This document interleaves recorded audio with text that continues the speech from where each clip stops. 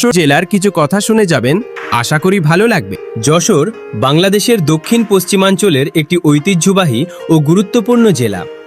ইতিহাস, সংস্কৃতি, প্রকৃতি, কৃষি ও মানুষের আন্তরিকতার কারণে যশোরের রয়েছে আলাদা একটি পরিচয়। এই জেলার মাটিতে যেমন রয়েছে ইতিহাসের স্মৃতি, তেমনি রয়েছে সবুজ প্রকৃতির অপার সৌন্দর্য। যশোরের নাম শুনলেই অনেকের মনে প্রথমেই ভেসে ওঠে ফুলের সৌন্দর্য, খেজুরের গুড়, সবুজ মাঠ আর গ্রামের শান্ত পরিবেশ। যশোরকে অনেক সময় ফুলের রাজধানী বলা হয়। বিশেষ করে গদখালি ও আশপাশের এলাকায় বিভিন্ন ধরনের ফুলের চাষ হয়ে থাকে। গোলাপ, গাঁদা, রজনীগন্ধা, জারবেরা, গ্ল্যাডিওলাস সহ নানা রঙের ফুলে এখানকার মাঠগুলো যেন রঙিন হয়ে ওঠে। ফুলের মৌসুমে পুরো এলাকা দেখতে অসাধারণ সুন্দর লাগে। দেশের বিভিন্ন প্রান্তে যশোরের ফুল সরবরাহ করা হয়, তাই ফুল চাষের মাধ্যমে অনেক কৃষক ও পরিবার জীবিকা নির্বাহ করেন। যশোরের আরেকটি পরিচিত ঐতিহ্য হল খেজুরের গুড়।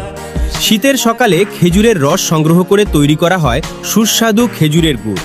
গ্রাম বাংলার শীতের সঙ্গে এই গুড়ের সম্পর্ক যেন বহু পুরনো।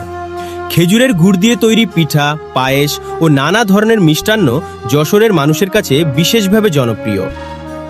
যশোরে রয়েছে গুরুত্বপূর্ণ ঐতিহাসিক ও সাংস্কৃতিক পরিচয়ও।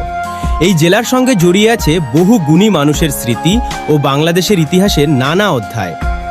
সাগরদাড়ি যশোরের একটি বিখ্যাত স্থান, যা মহাকবি মাইকেল মধুসূদন দত্তের জন্মস্থান হিসেবে পরিচিত। তার স্মৃতিবিজড়িত এই স্থান সাহিত্যপ্রেমীদের কাছে বিশেষ আকর্ষণের। যশোরের প্রকৃতিও খুবই মনোমুগ্ধকর।